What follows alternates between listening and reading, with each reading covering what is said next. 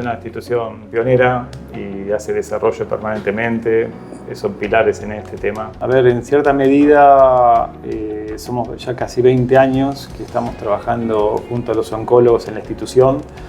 Hemos hecho inicialmente un servicio de cardiología dentro de Fleming, funcionando para cardiología, o sea, como pacientes pura cardiología y oncología dentro de la institución. Nos dimos cuenta que en realidad los pacientes que recibíamos en cardiología eran oncológicos, pacientes que demandaban atención oncológica, como un paciente que venía de cualquier otro lado, o sea, pacientes que se superponían las dos enfermedades por casualidades o con causalidades. El tema es que lentamente los servicios de cardiología se fueron llenando de pacientes con demandas oncológicas porque, como estuvimos hablando anteriormente, son pacientes que coinciden en edades, coinciden en factores de riesgo coronarios.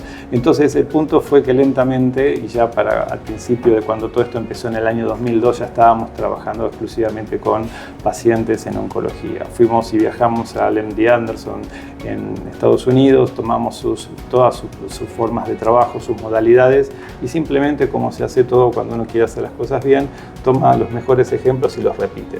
Hemos repetido muchos de los modelos de esta institución médica, del MD Anderson, y los estamos llevando a cabo y adelante en forma muchas cosas en conjunto con ellos y otras cosas en forma individuales, porque somos poblaciones distintas, somos poblaciones latinas, y nos ha ido muy bien. Hemos publicado muchísimos trabajos, hemos publicado muchísimas cosas propias de nuestra institución. Y como te decía antes, estamos por cumplir los 20 años haciendo esta especialidad con un conjunto ya de casi 12 cardiólogos. Bueno, en realidad la situación de un cardiólogo dentro de la institución oncológica ha cambiado en los últimos años, teniendo 3 puntos claves. Es decir, primero y principal, necesitamos tener un médico que se informa de situaciones vinculadas a la especialidad. Hay que comulgar con los oncólogos, ellos son los médicos de cabecera, y los cardiólogos pasamos a tener una función antes, en el durante y después del tratamiento oncológico, específicamente colaborando con el oncólogo para que el paciente salga todo bien durante el tratamiento y después del tratamiento, para que siga su evolución en lo que sea todo lo vinculado a la prevención de enfermedades cardiovasculares. No necesariamente. Hoy en día las cosas han cambiado, han evolucionado. No es lo mismo hoy los tratamientos de hace 10, 15, 20 años atrás, y no hablemos de hace 30 años atrás.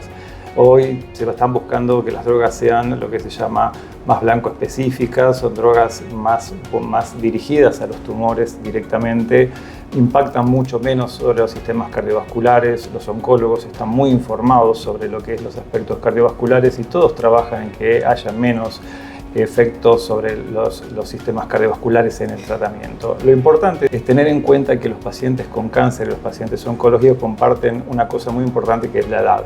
La edad de presentación son los 60 años y es la edad que puede pasar tanto una cosa como la otra en el sexo masculino, y el sexo femenino es la etapa donde uno puede empezar a hacer muchísimo prevención. O sea, cuando uno presenta cáncer, lo primero que tiene que ver es qué cosas tiene de una afección cardiovascular, si es hipertenso, si es diabético, si es sedentario, tiene colesterol alto, y todo esto tiene que informárselo al oncólogo para que el oncólogo evalúe todas estas situaciones, para poder trabajar en equipo y ver si estas cosas son necesarias atenderlas antes, en el durante o después de terminar el tratamiento. Consideramos hoy la vida como un camino, ¿no? Es decir, la vida es un camino. Se viene prácticamente de cero y empezamos a trazar un camino donde podemos simularlo como si fuese que tenemos una serie de muchos peajes en distintos sentidos o de distintos lados, donde de un lado están las cosas tradicionales que esperamos de la vida, la educación, los padres, la familia, los grandes eventos, los cumpleaños y así sucesivamente. Y del otro lado aparece lo que es inesperado, lo que no deseamos, que siguen siendo peajes también. ¿Y por qué le digo peajes? Porque así como nos encontramos como una barrera cerrada, hoy lo que estamos tratando de hacer, o lo que trata de hacer la salud en todo sentido, es siempre que la barrera se abra. Y esto tanto va para las 2 enfermedades más prevalentes en el mundo occidental, tanto para las enfermedades cardiovasculares como las enfermedades oncológicas. Si entramos específicamente en las enfermedades cardiovasculares, hoy las enfermedades cardiovasculares se han socializado, es decir, las enfermedades pasan a ser temas de conversación, se ha bajado las incidencias de las gravedades, los tratamientos son cortos, duran horas poder destapar una arteria en un infarto, y el cáncer está yendo por el mismo lado. El cáncer ha alcanzado muchísimas eficiencias y eficacia en cuanto a las terapéuticas, en cuanto a la radioterapia, a las técnicas oncológicas de cirugía, y esto lleva a un muy buen pronóstico de muchos tipos de cáncer, en donde los pacientes vuelven prácticamente a su estado precáncer, para poder decirlo, estar libres de cáncer, para poder darle un nombre que sea socialmente aceptable, más allá que tenga que tener los cuidados oncológicos después de su tratamiento. Entonces vuelve a hacer un peaje, se abre la barrera nuevamente y hay que volver a los cuidados para poder seguir adelante. El cáncer de mama tiene una particularidad, que el cáncer de mama se lo va a buscar. El cáncer de mama hoy está mundialmente reconocido como una patología la cual está bajo un screening, es decir, se hace estudios para detectarlo precozmente, y si uno lo retira precozmente, es un tema oncológico obviamente, se cura en muy alto porcentaje. Curarse, estamos hablando 5 años de estar libres de enfermedad. Se cura estando bajo controles. Hay muchos tipos de cáncer de mama. Estos cánceres de mama los oncólogos los conocen perfectamente bien cómo llevarlos. Las pacientes los consideran los oncólogos su médico de cabecera, y esto es importantísimo para poder organizar lo que es un sistema de cuidados en un paciente post-cáncer. Es decir, los pacientes consideran su médico de cabecera al oncólogo y todos empezamos a girar alrededor de la oncología.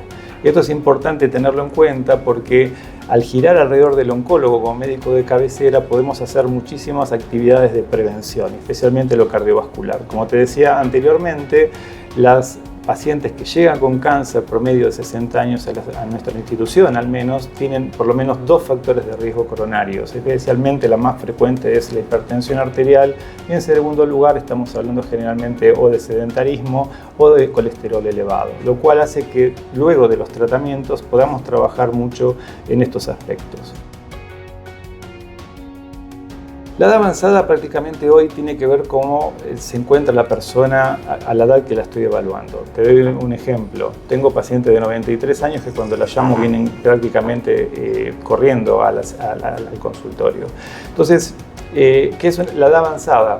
La edad avanzada podemos decir 65, 70, y a veces tiene que ver más que nada cómo se presenta cronológicamente la persona con su edad, la que tiene en el documento, y otra es la edad de la biología del paciente, cómo está la persona físicamente. Yo puedo estar hablando con una persona y decirle que me parece que esa persona tiene 65 años, y cuando miro mi tablero de su historia clínica, la persona puede tener 78 años. Y ahí estamos hablando de cómo uno lleva sus cuidados cotidianos. Y esto es el resultado de cómo alcanzo las edades avanzadas. Entonces la edad avanzada es un resultado. ¿Y qué resultado? El resultado de cómo cuidé yo lo que sería hoy el concepto del chasis, o sea, el concepto de mi cuerpo. El concepto del cuerpo son 2 cosas distintas, cuerpo y mente. O sea, el cuerpo traslada a la persona para poder estar bien, para poder ser autosuficiente. Entonces acá viene todos los conceptos de lo que estábamos hablando, resumiendo: vida,